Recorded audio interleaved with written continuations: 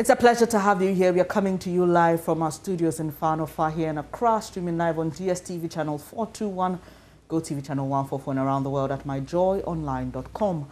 The details now. In 2019, Ghana began vaccinating children up to 5 years against malaria in some selected regions.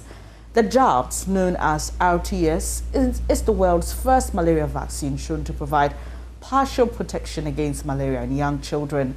2 years on, the National Malaria Control Program says about 70% of children who were targeted in the Central, Volta, Upper East regions and parts of the Bono region had received their first dose as of December 2020.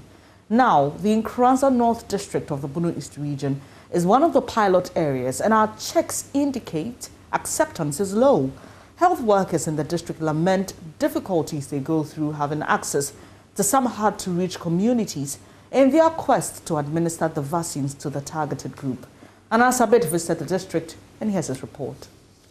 Like many other vaccines, getting people to accept the malaria vaccine, which is currently being piloted in about 47 districts across the country, has not been an easy task, particularly for health workers. Here in the Bono East region, 6 out of the 11 municipal and district assemblies are part of the National Malaria Vaccination Program.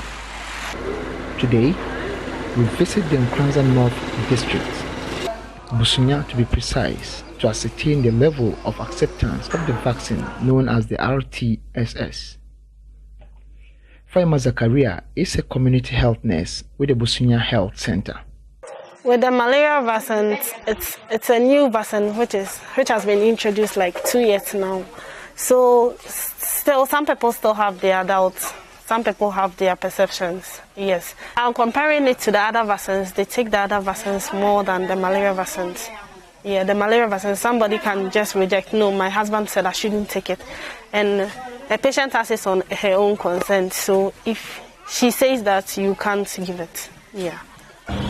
Being a typically rural setting, Faima tells me access to the hinterland has been her major challenge.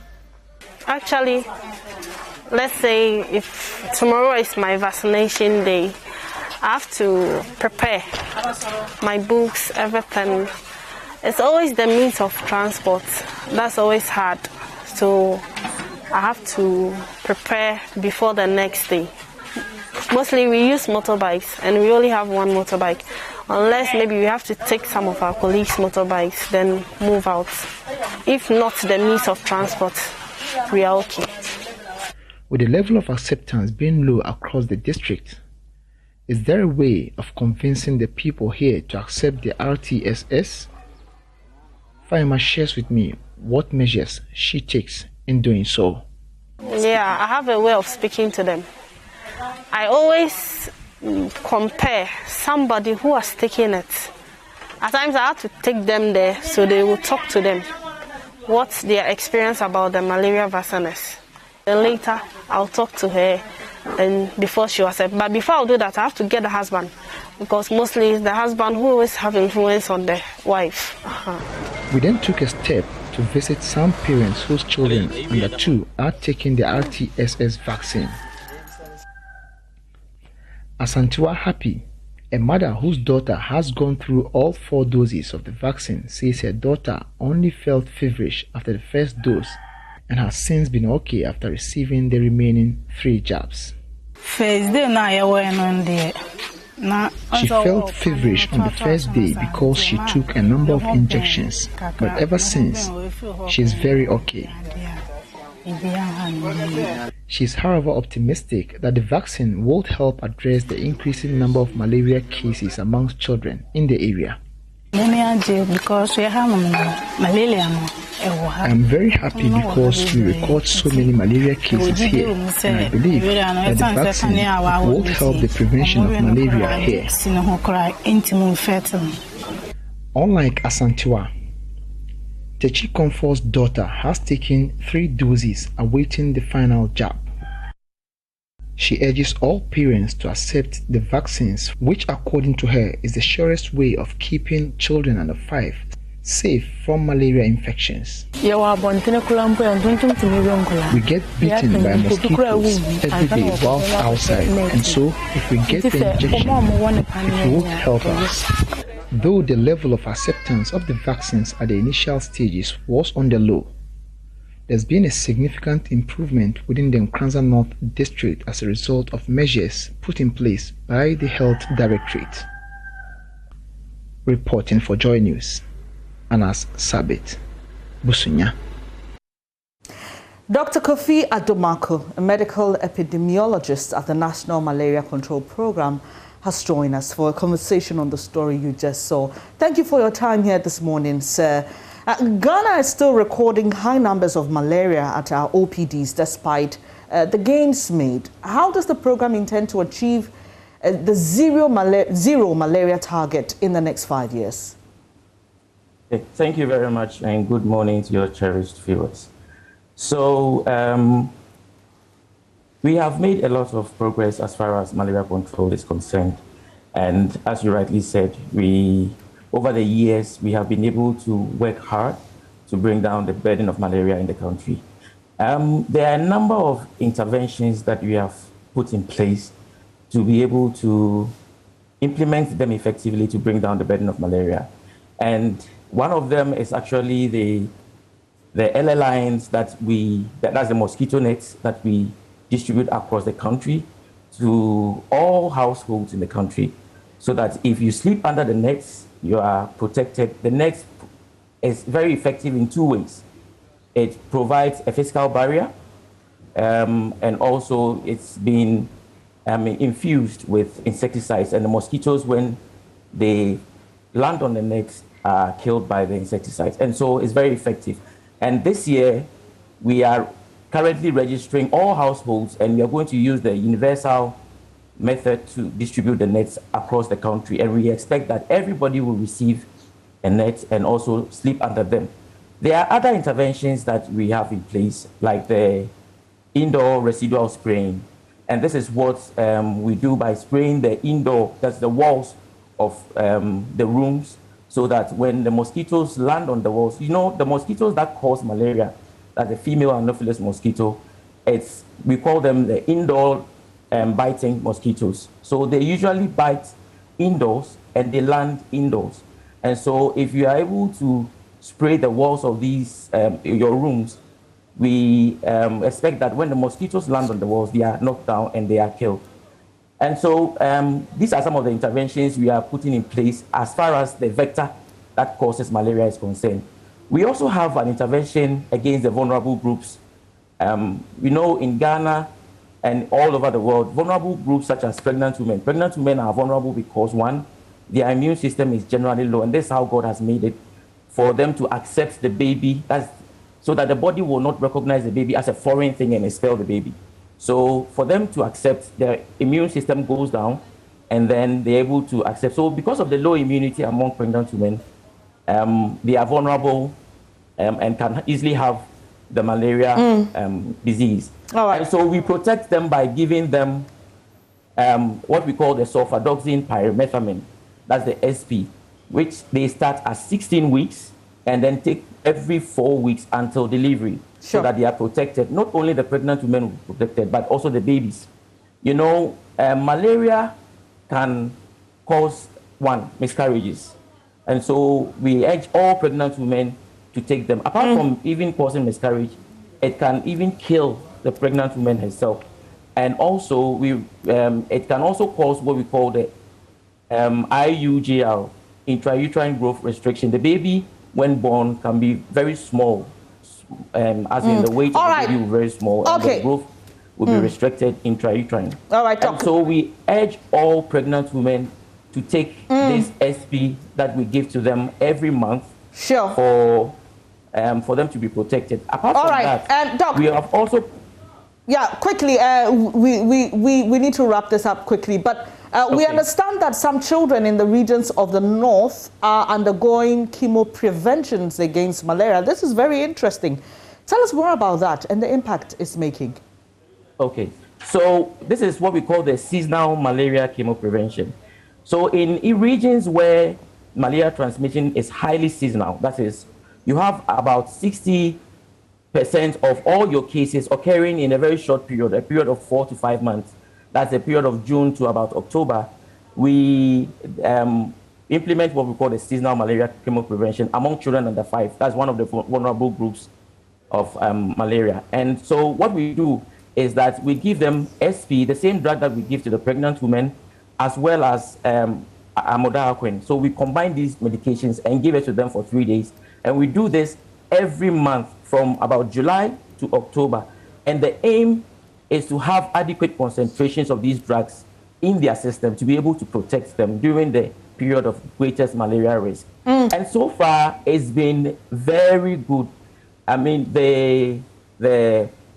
you go to the regions and they ask us to even come during the lean seasons. That is the period where we don't have a lot of transmissions. They are asking for more of our medication. All right, Doc. The benefits they have received. So is this done simultaneously with the vaccination, or this is done in areas where you're not piloting the malaria vaccines?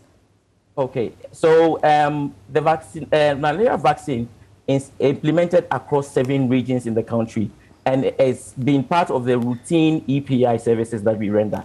But this one, SMC, is done in only 7 regions in the northern part of the country, which are close to an area of Africa called the Sub-Sahel region. And this is where we implement SMC, and it's done seasonally at a specific period from June to October every year. So it's not done across the country, it's done in the northern part. And so far, Upper East, Upper West, the Northeast, the Northern, the Savannah, and this year we are adding OT region and parts of Bono East region. All right. So from our story, the one we shared before we heard you, few parents and guardians take their wards to health facilities for the 2nd, 3rd, and 4th doses of the malaria vaccine. So how's the program tackling this issue?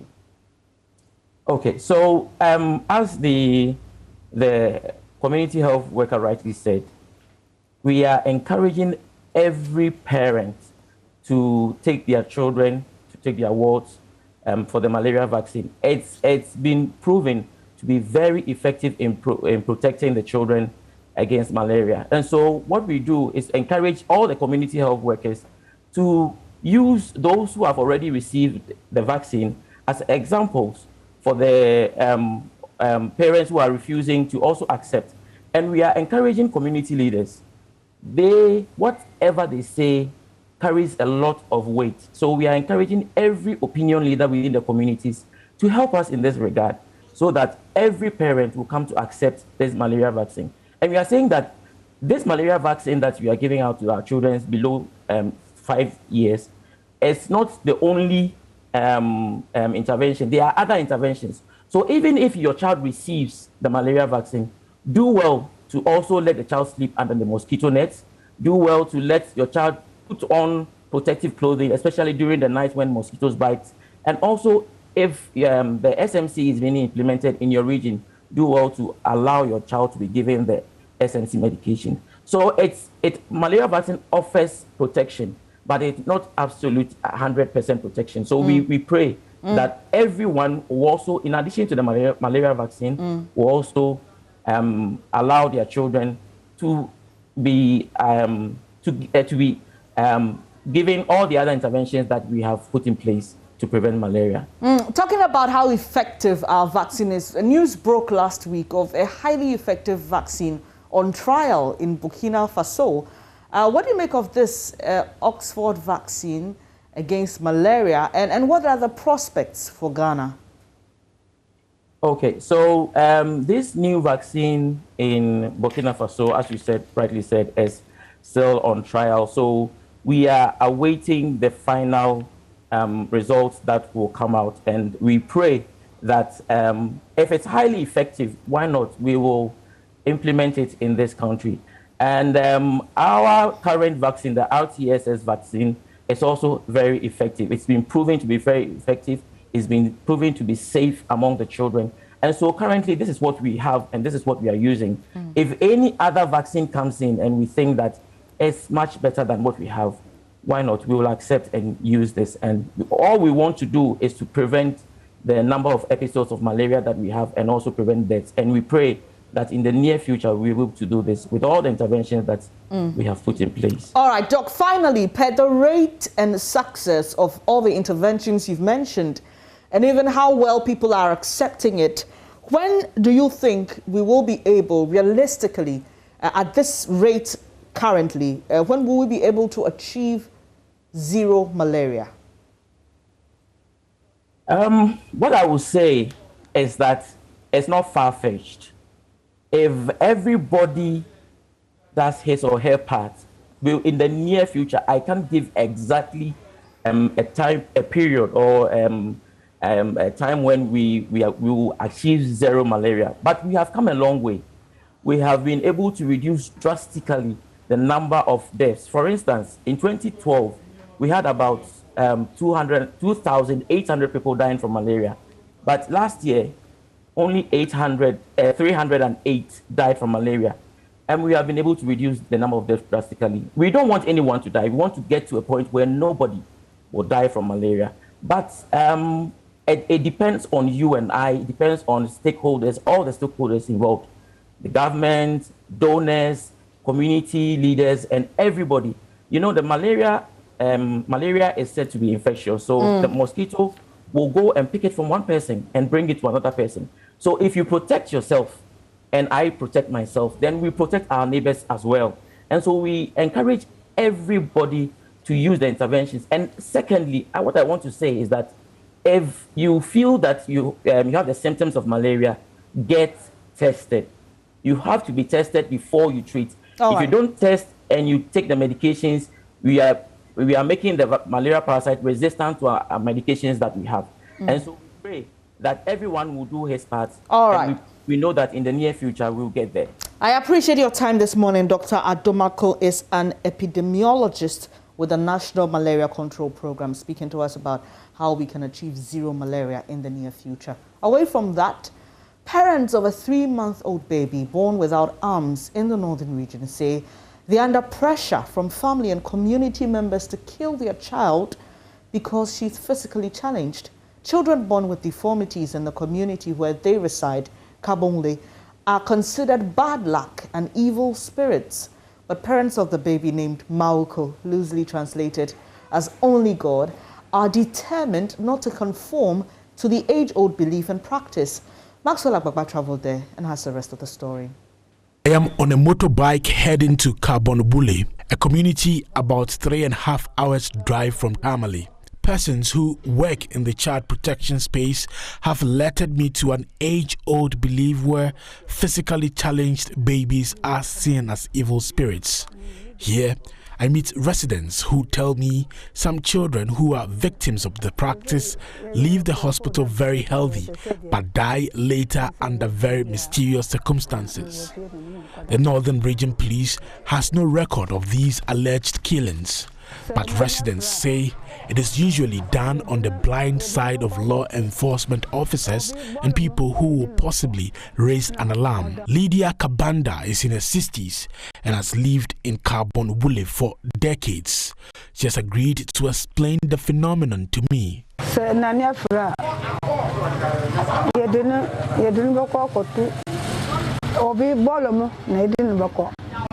A blind child can be left at the dam site. The baby will cry till they die.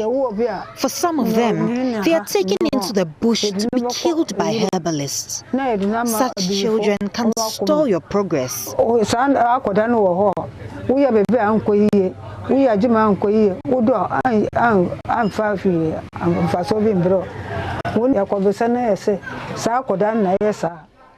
When we inquire from the gods, they attribute the problems to the child. The child is sometimes put in a sack and hit with a stick till the child dies. If you give birth to such a child, nobody will come to your house to eat.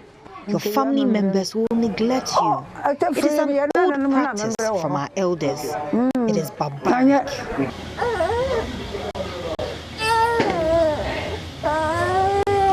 I'm now at the residence of the 3-month-old baby born without arms in Kabonbule. She cries as her mother tries to lull her to sleep. Father of the baby, Ananias Kweku Viagbedo, says he's under pressure to do away with his baby because she's physically challenged. My friends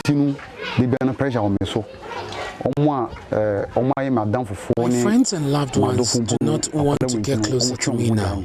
I have also decided not to allow outsiders get access to the baby, so they will not attribute any misfortune in the community to my child.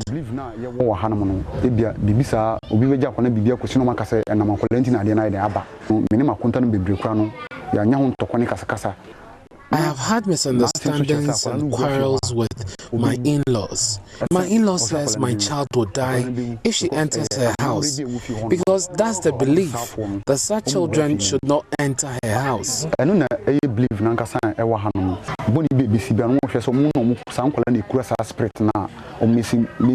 It is believed that such children are responsible for any misfortune. That was my belief too, but I changed when I became a Christian. Such children are humans. If I harm her, I will have to answer to God. Because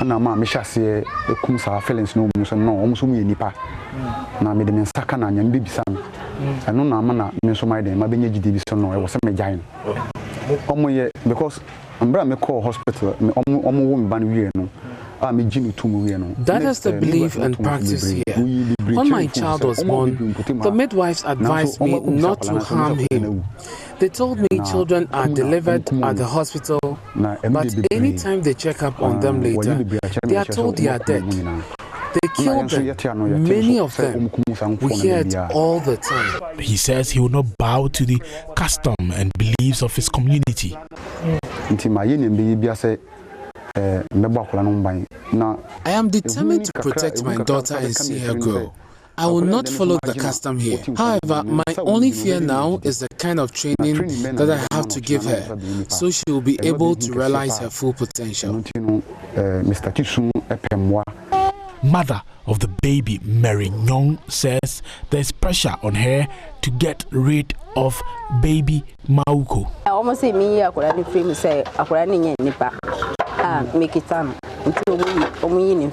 They want to kill my child because they say she's not human. I know she's human and she'll be great in future. The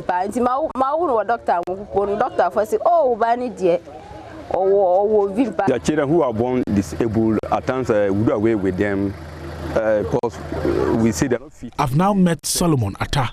He's secretary to the chief of Kabonbule. He says it is the belief of the community that physically challenged children are evil spirits. He cites an instance where a physically challenged 1-week-old baby was killed. The children who are born disabled, at times we do away with them because we see they're not fit into the society. When we leave them like that, their fellow friends will be making mockery about them. Even in school self, I don't think we allow them to go to school. We believe that they have evil spirits, or maybe it is sort of witchcraft. The witches are hunting them. When the person is born a witch, so such a person, we don't want him in the society. I think some years, one happened. A small child was born about a week. The child started eating. So the parents have to do away with the child. Wait, because the child started eating food. 1 week? 1 week. It's not good? It's not good. It's not good. Why? It is not practice. In fact, it is inhuman. It's a child. Then the child started eating there. I don't think it is normal. It's not normal. What was the child eating? Fufu. They left over. When the mother woke up in the night, the mother saw the child eating. So they have to do away with the child. So the child was killed? The child was killed. It doesn't happen always. Okay. It doesn't happen. I think it is 3 years, 4 years time before we hear that someone is born deformed. Okay. And then what happens? We have to do away with that child. Okay. Do you think it's a good practice or it's a bad practice? To do away with the child? Yeah. To me, it's a bad practice. Okay. It's a bad practice. Solomon Atta agreed to take me to the chief priest of Kabonwule, an old man whose name loosely translates as death is better than trouble. He confirms the assertion by the secretary to the chief, as he says physically challenged children are not fit to live amongst humans. It is all part of our belief. They are all from God, but not all of them are from Him. Some of the children do not look like humans. When there are deformities in the leg and other parts of their body, we discard them. Okay.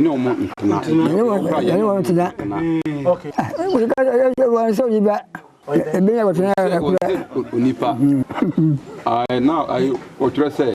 You also need to you Okay. because I now ububia in Usmano. We can say free. We do not live with them because they do not look like humans. The practice is not good. Okay, so the hospital, where's Godfred Golden Vovrego is the Mandai district pastor of the Seventh-day Adventist Church. He's one of the people pushing for change in the community. Honestly speaking, it has been a big problem in the community because when a child is born and such a child is deformed in any form, such a child is from the spirit world and is not fit to live. Sorry to use that word because that is the practice.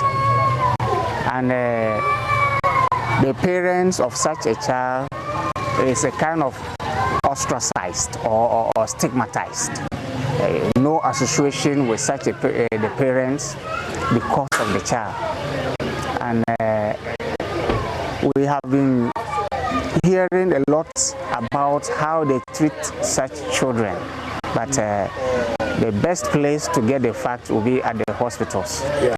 The belief is that the child's presence in the family is a misfortune to the family, and anything misfortune that happens is attributed to such children. So because of that, they don't normally allow such children to survive. How they do it, we will not be able to know. The belief is that normally they hand them over to a spiritualist to go and then do whatever they will do. That is what I have also heard. But the most painful thing is the innocent child and the family, the parents, the way they have been stigmatized in the community. In fact, my brother has gone through a serious, let me say, stigmatization. Yes, I live almost. Isifu John Joseph is the Pandai District Director of Social Welfare. He says the situation has come to his attention and his office is doing everything possible to ensure the parents of the 3-month-old baby are safe. For me, it's unfortunate because they have no knowledge about the person with disability. With this current situation, they have, in the first place, they don't accept the child as a human being. You understand that? Yeah. So for me, I recommend that maybe we get a foster parent or some NGOs who can take care of this and also can train the child to be somebody in future. It's unfortunate. I know whoever do that, the law should take its course because we can't do this. You see, we can't do this. So they need serious advocacy. Yes, to help them take off this mind. Yeah, should stop that practice over there. That's what I'm talking of. Okay. And the perpetrators should be brought to book.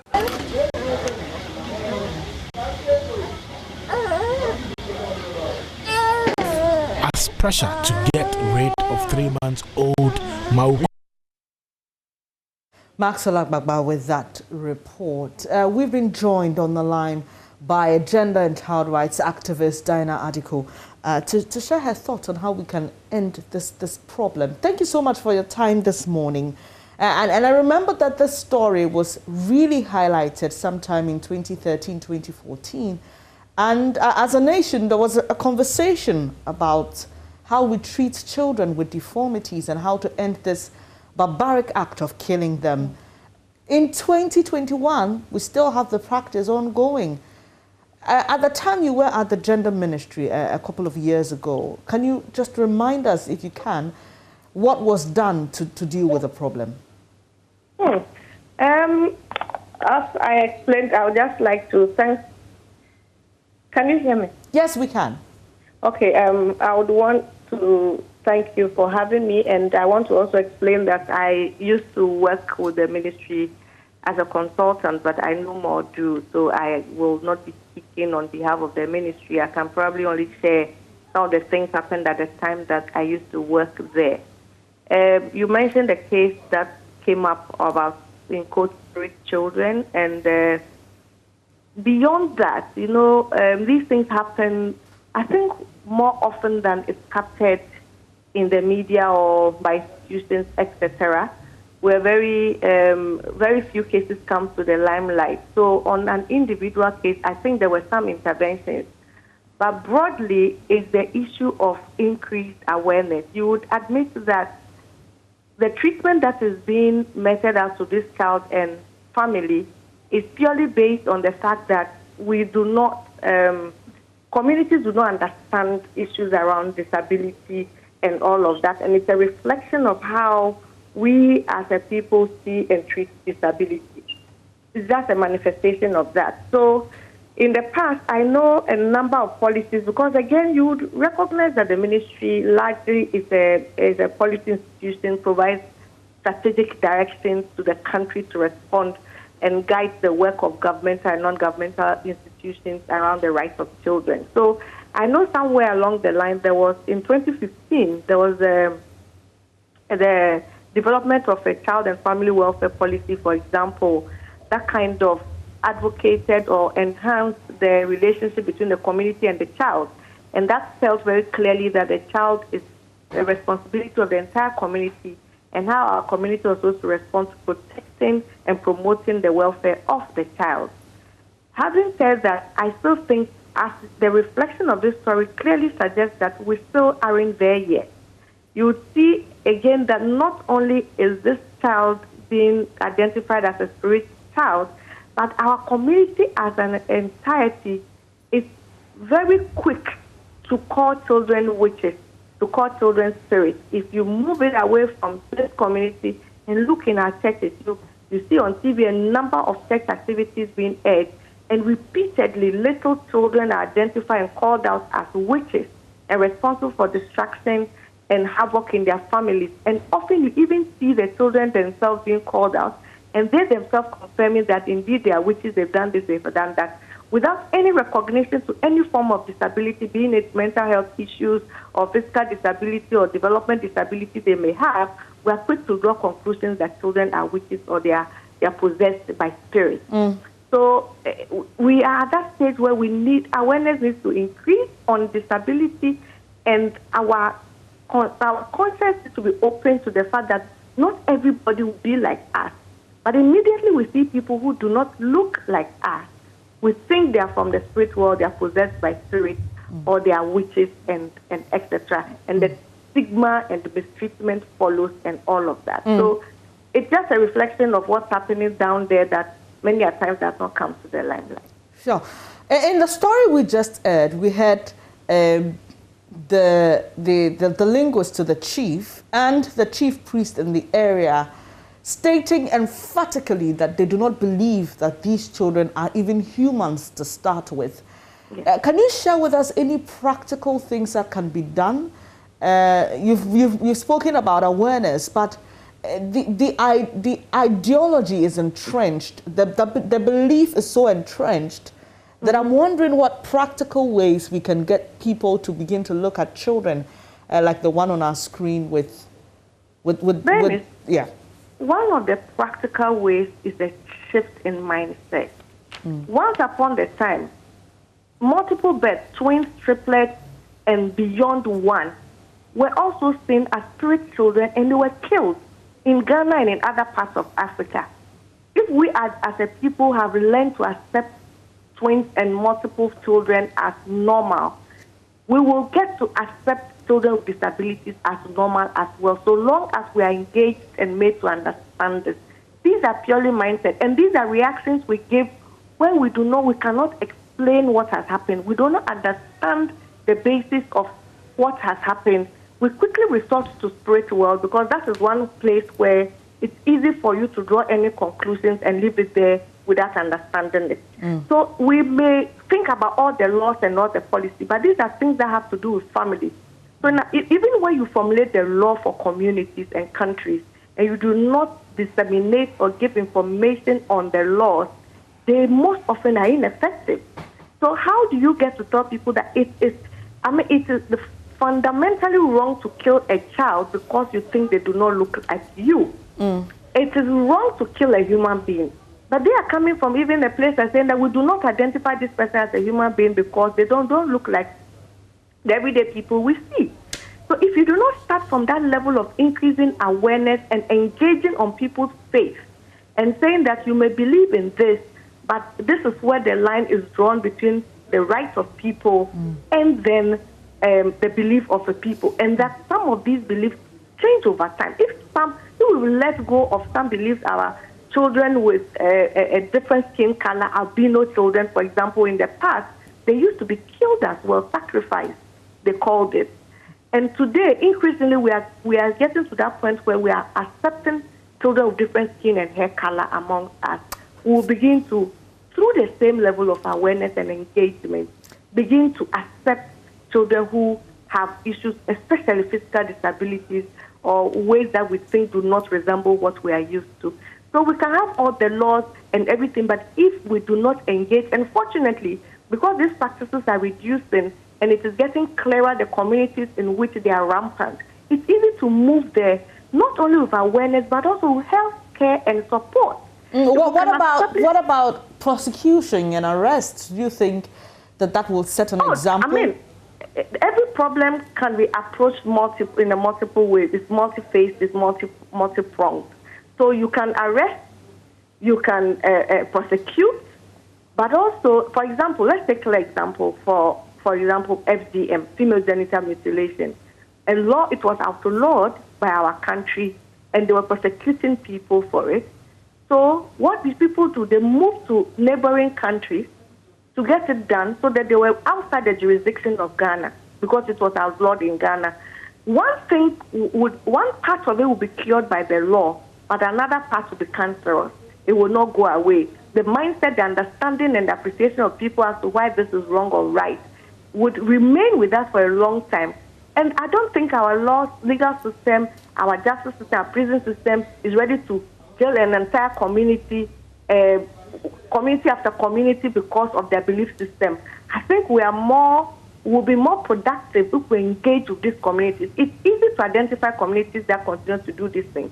One of the risks with our development is that if it's not happening in the big cities, then it's not happening. If it's not in Accra and all the other regional capitals, it's not an issue that is rampant there. We do not have the energy and resources to go into it. Even when it comes to civil society and charity work, many of us are not ready to go into these communities and work. But obviously, this story once more again reminds us of the existence of these things. And then tie this practice closely with the practice of witchcraft accusations and see how we are working within the spiritual realm.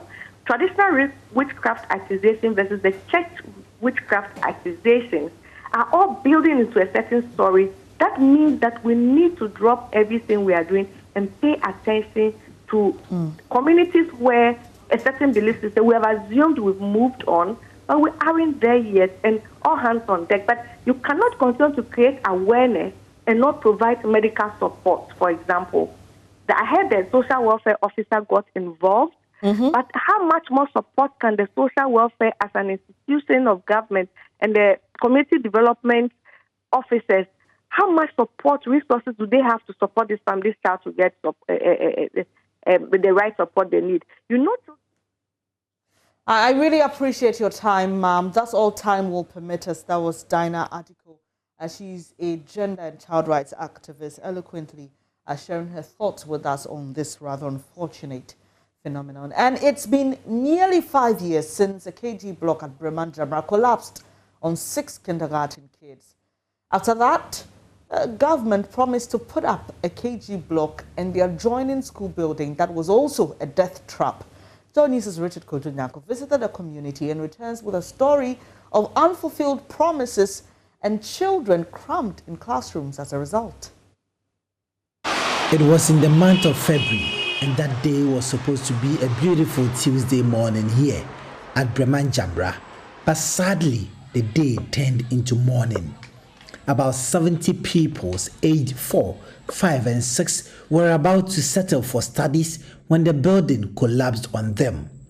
6 of them died instantly. It got the entire country talking. The education minister visited the scene of the accident in a swift manner. Government made the community a promise, pulled down a school block that also posed a grave danger to the lives of the school pupils here. It's been more than 4 years and that block hasn't been completed. Nana Kwesienin, the third, is the Jasin of Breman Jamra. When the building collapsed, the Minister of Education, through the Minister of Education, came here. They gave us a promise that they were going to reconstruct the building. Indeed, the construction started. And on my left, you can see that a project is ongoing. It's been in this state for the past 6 years or so. And the problem is that as it's being exposed, the building is exposed to the vagaries of the weather. So the sun is hitting it, the rains are falling on it. So it's weakening the structure. And if care is not taken, something untoward may happen. Luckily, that particular KG block that collapsed on the school pupils was rebuilt by an NGO within months. But it seems government promise might take a decade or two to be fulfilled. So I'm here in one of the classrooms here at Breman Jamra Methodist School. See, the students are crammed in this small classroom building. This is as a result of government's inability to complete the project it started. So this is a typical classroom here, and this I learned is the Form 3 classroom. The room is very, very, very hot. I'm sweating, and you can look at the sweaty face of these young ones. This chair, for instance, is being shared by 3 students. My name is Erica Fezi. When our teachers are teaching, we find it difficult to understand because we are uncomfortable. We are sitting in 3-3, so when we are being constructed, we are not able to construct it well. We want the government to continue our buildings for us so that we can be spaded. We are feeling bad. Then we can't even write. 3 people are sharing desks and it's bad for us. We want to change. We plead the government to come and complete the building for us so that we can go and learn. It's not only the Methodist school block here that has issues, but also the district assembly school blocks. The school blocks that are housing these school pupils are death traps on their own. There are cracks and crevices all over. The floors of these school buildings are piped, and the entire blocks have gone through patching to save them from collapsing. The school pupils here have to close whenever it threatens to rain. An opinion leader in the community, Nana Kojo Enchibuesiakon, appeals for support. He says they cannot wait for another disaster to happen. But the unfortunate incident happened some time ago, and it was a big rainstorm which ripped off the roofing of the building, part of it. That has caused this building to be in this state.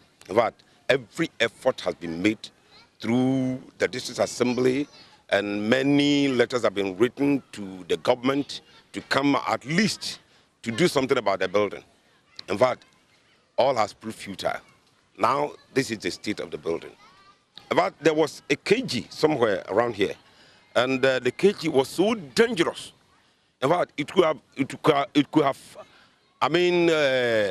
caused accident, as it happened some time ago. So the teachers decided to keep the children in this computer office.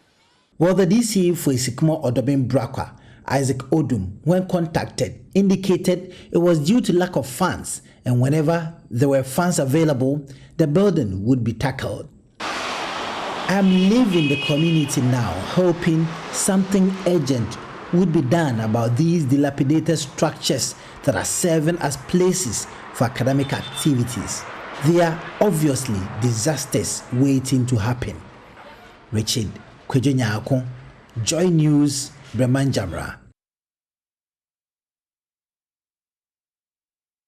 You're watching News Desk with me, Benis Abubedulan Sadaro, while we're standing by with the latest from the world of business Tuesday.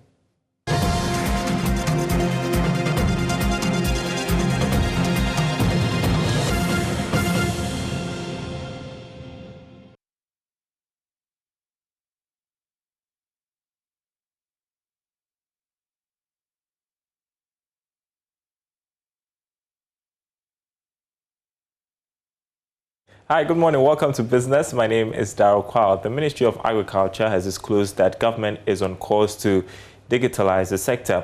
At the same time, the ministry is providing agro-processing facilities to farmers. Here's more from the maiden edition of the Ghanaian Farmer Conference, supported by Joy Business. Speaking at the maiden edition of the Ghanaian Farmer Conference, championed by Joy Business, General Secretary of the General Agricultural Workers Union, Edward Karuwe, raised concerns regarding standards regulating food sold on the market.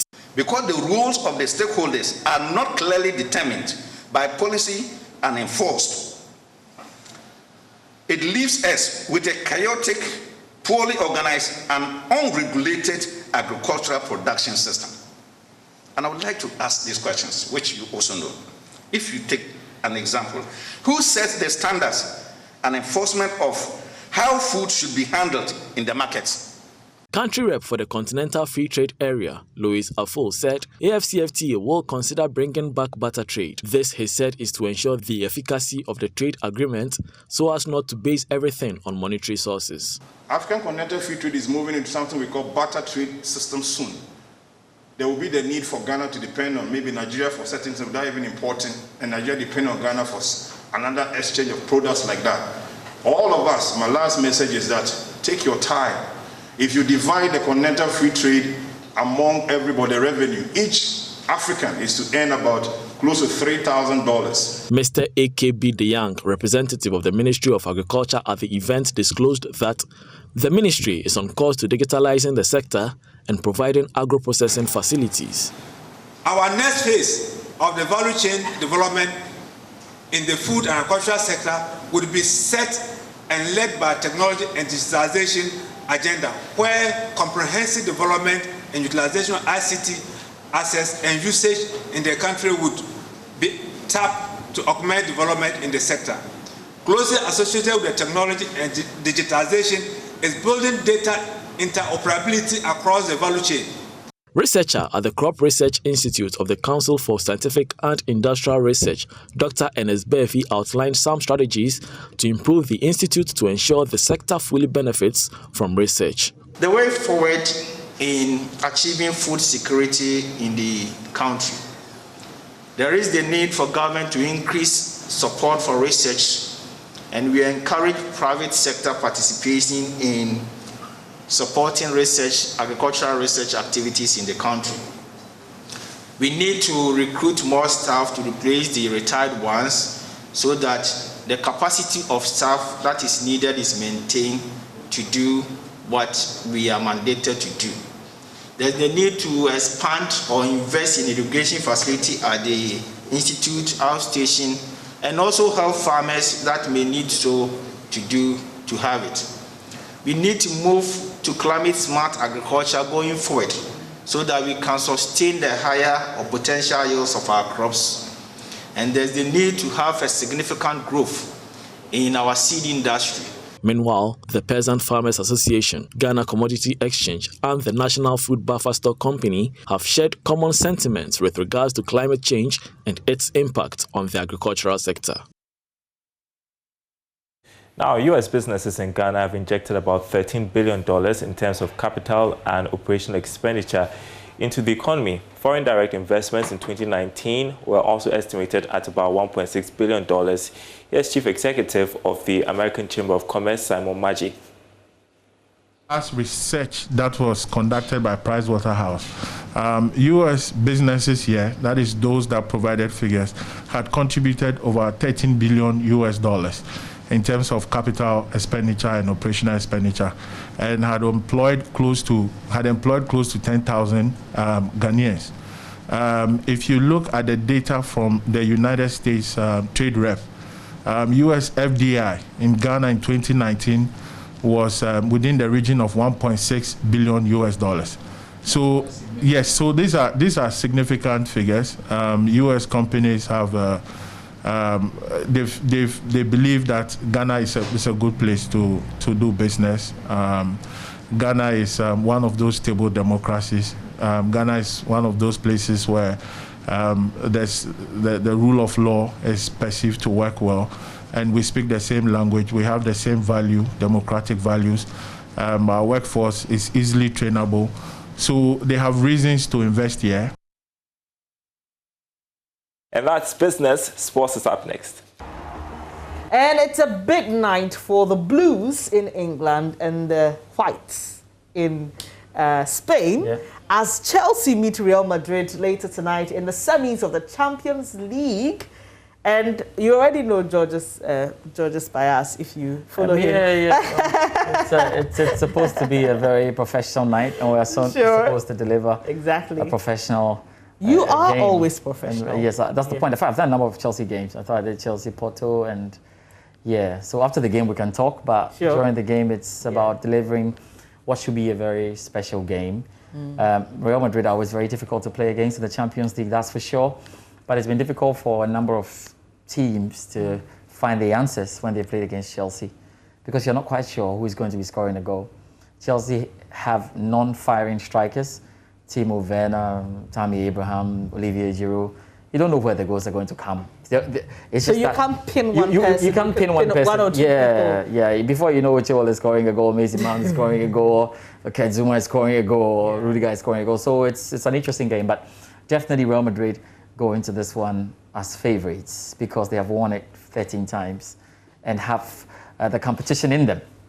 The good news for Chelsea is that since 2018, Real Madrid haven't made it to the semi-finals. So they are 13-time champions, but there's a point where you can knock them off. Will it be tonight? That's a big one. Are they Alfredo? Do we have live commentary? Yes. And because we are up in the semi-final stages and we are preparing for our big end to the season, we have commentary today on Joy FM, as usual, on Love FM, and on Hits 103.9. So across board, we are live from 6:45 p.m. where we start the build-up, and then 7 p.m. all the way in this first leg. So it's a big one. All right, so it's a date with the Joy Sports team. Yes, you have to do so. 6:45. I don't know which story you were going to pick, but I know you're a Real Madrid fan, so you hope that you go into it again. It's just at some point you feel that Real Madrid are being too greedy. They want to be like Presec in the National Science and Math quiz. But we just have to bring that in because Chelsea will stop it all. Because he's an Odadia. Thank you very much, George. We've won 13 times. We will join you. Why did you win 14? So why did Presec want to win the 6th? That one is National Science and Math quiz. Okay, so this is the Champions League, and we'll make a date with you and the team at 6:45 on Joy, Love, and Hits FM. And indeed across the country. Yeah, a number of affiliates. Yes, great. Okay, that's all time will permit us here this morning on News Desk. We really appreciate your company. My team and myself wish you the very best of the rest of the day. Do log on to myjoyonline.com for more news. Up next is JoyNews Interactive with Mapitso Sibidi. Do stay.